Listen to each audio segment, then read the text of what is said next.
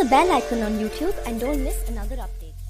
உக்ரைனை அமெரிக்கா எப்போ கலட்டி விடும்? உக்ரைனை கலட்டி விட்டே ஏறக்குறைய 8 மாசத்துக்கு மேலே ஆகிப்போச்சுங்கிறது தான் களத்தோட யதார்த்தம்.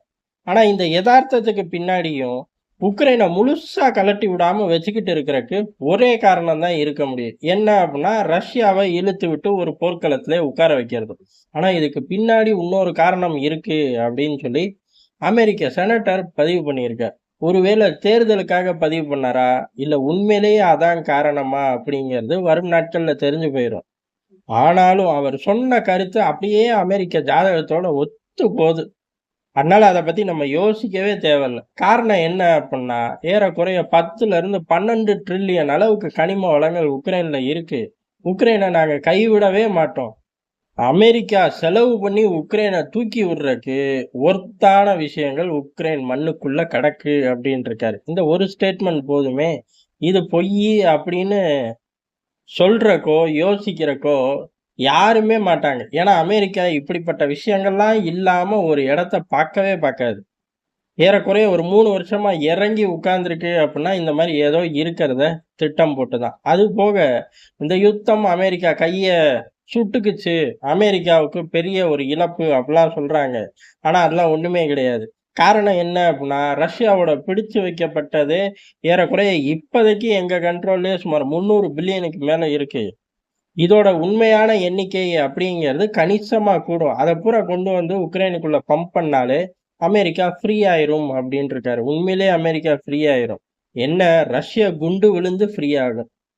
இதான் ரஷ்யால இருந்து வர ஸ்டேட்மெண்ட்டா இருக்கு. இருந்தாலும் மனுஷன் உக்ரைன்ல உட்கார்ந்து ஆத்துன்னு ஆத்திட்டு போயிட்டாரு. ஆனா இதுல உண்மையும் இருக்குங்கிறது தான். ஏன்னா அமெரிக்காவோட ஜாதகம் அப்படி. 10ல இருந்து 12 ட்ரில்லியன். அதுவும் இன்னொன்னு சொல்லிவிட்டாரு. என்ன அப்படின்னா, இதை நாங்க விட்டோம் அப்படின்னா ரஷ்யா எடுத்துக்கும். ரஷ்யா எடுத்து சீனாவோட பங்கு போட்டுக்கும். இப்படிப்பட்ட விஷயத்தை விட்டு இந்த 2 எதிரிகளும் சாப்பிட்டு போக நாங்க என்ன கேன பயல்களா அப்படின்னு கேட்காத குறைதான். சாராம்சம் என்னமோ அதான். அப்ப எரியிற தீல எண்ணெயை ஊத்திக்கிட்டே இருப்போம் அப்படின்னு சொல்லிட்டார்கள். எலெக்ஷன் வரும்போது இப்படி சொல்றார்கள் அப்படின்னா விடவே போறதில்ல அப்படின்னு எடுத்துக்கலாம். இல்ல எலெக்ஷன்ல இந்த யுத்தத்தை நோக்கி ஒரு மைலேஜா எடுத்துட்டு போவோம். இங்க நம்ம தோக்கவே இல்லடா, 12 ட்ரில்லியன் அளவுக்கு இருக்கு, எல்லாம் நமக்குதான் அப்படின்னு அமெரிக்க வாக்காளர்களை ஏமாத்தவா அப்படின்னு தெரியல. ஆனா கொண்டு வரல அப்படின்னா உரிச்சு போடுவாங்க. அங்க உள்ளவனுங்க ரொம்ப விவரமானவனுங்க. இறங்கும் போது கத்துவாங்க, ஜெயிச்சதுக்கு அப்புறம் கொண்டாடுவாங்க. ஒருவேளை ஜெயிக்காம விட்டாதான் பிரச்சனை ஆகும். அப்படி பார்க்கும்போது 12 ட்ரில்லியன் இல்லாம பைடன் இன்னைக்கு இருப்பாரு, நாளைக்கு அரசியலை விட்டு விலகுவாரு. ஏன்னா வயசாகி போச்சு. ஆனா அந்த கட்சி, அவர் சார்ந்த கட்சி அங்க உயிரோட்டத்தோட இருக்கணும் அப்படின்னா 12 ட்ரில்லியனை இங்க தேத்தியே ஆகணும். ஈராக்ல அணுகுண்டு இருக்கு அப்படின்னு சொல்லிட்டு கடைசியில இல்லை அப்படின்னு கையை தூக்கி காட்டினது அமெரிக்கர்களுக்கு எந்த விதமான பாதிப்பும் கிடையாது. ஆனா இது அமெரிக்காவுக்கு மிகப்பெரிய பொருளாதார மைலேஜ். இதுல நீ விளையாண்டியா, பொய் பேசினியா அப்படின்னு சொல்லி அந்த கட்சிக்கே பெரிய அளவு பேக் ஃபயர் ஆகும். அப்படி இருக்கும்போது இந்த ஸ்டேட்மெண்ட்டை ஏறக்குறைய ஓரளவுக்காச்சும் ஒத்து போகும். 12 ட்ரில்லியன் இல்லாட்டியும் கணிசமா இருக்கிறதுக்கு வாய்ப்பு இருக்கும். இல்லாட்டி இப்படி ஸ்டேட்மெண்ட் வர வாய்ப்பே இல்லை. அப்ப ஏதோ ஒண்ணு இருக்கு, இவனுங்க விட்டு தொலைய போறது இல்லை அப்படிங்கிறதா.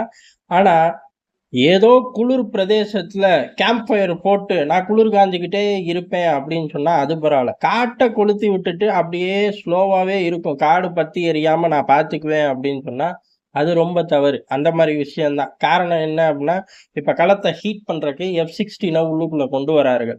F-16 உள்ளுக்குள்ள கொண்டு வந்தா வேட்டையாடுவேன் அப்படிங்கிறது ரஷ்யாவோட ஸ்டேட்மெண்ட்.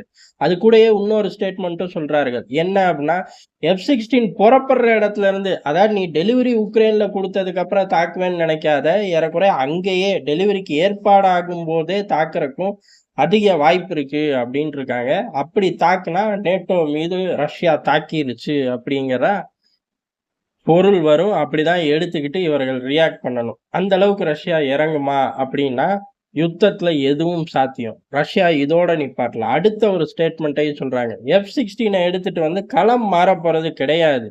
இன்னைக்கு என்ன நிலைமையோ அதுதான் இருக்கும். ரஷ்யாவோட கைதான் ஓங்கும். ஆனா F-16 போன்ற விமானங்கள் உள்ளுக்குள்ள வந்ததுக்கு அப்புறம் உக்ரைன் ஒரு அணு ஆயுத தாக்குதலுக்கு ரெடி ஆயிக்க அப்படின்னு சொல்லிட்டாங்க. இப்ப 2 விஷயத்த செக் பாயிண்டா வைக்கிறார்கள். ஒண்ணு நேரடியா ஐரோப்பாவுக்கு, இன்னொன்னு ஒரு அணு ஆயுத யுத்தம் ஐரோப்பா கண்டத்துல வந்தா என்னெல்லாம் நடக்குங்கிறத ஏற்கனவே பிளான் பண்ணி அத சொன்ன ஆட்கள். அப்படி இருக்கும்போது 2 விஷயத்த கையில் எடுக்கிறார்கள். இப்ப F-16 வரத தடுப்பார்களா? அதாவது குடுக்காம நிறுத்தி வைப்பார்களா? அப்படின்னு கேட்டா தெரியல. ஆனா குடுத்தா என்ன ஆகும்? குடுத்தா பேட்ரியாட் சிஸ்டம் போலவோ, வேற சில முக்கியமான ஆயுதங்கள் உள்ளுக்குள்ள வரும்போது, எந்த அளவு களம் மாறுச்சோ, அந்த மாரி இருக்காது. இப்ப நேரடியா பேக் ஃபயர் ஆயி, யுத்தம் உக்ரைனுக்கு வெளியில போக அதிக வாய்ப்பு இருக்கு. அப்படி உக்ரைன் யுத்தத்த வெளியில கொண்டு போறதுக்கு அதிக வாய்ப்பு இருக்கும்போது, வலு சேர்க்கிற மாரி தான் அங்க ஒரு 10லருந்து 12 ட்ரில்லியன் இருக்கு அப்டின்ருக்காங்க. அத அமெரிக்கா வேட்டையாடுனா என்ன? ரஷ்யா வேட்டையாடுனா என்ன? இல்ல இந்த 2 நாடுகள் பின்னாடி இருந்து இன்னும் பல நாடுகள் வேட்டையாடுனா என்ன? எல்லாருக்கும் தேவ தான்.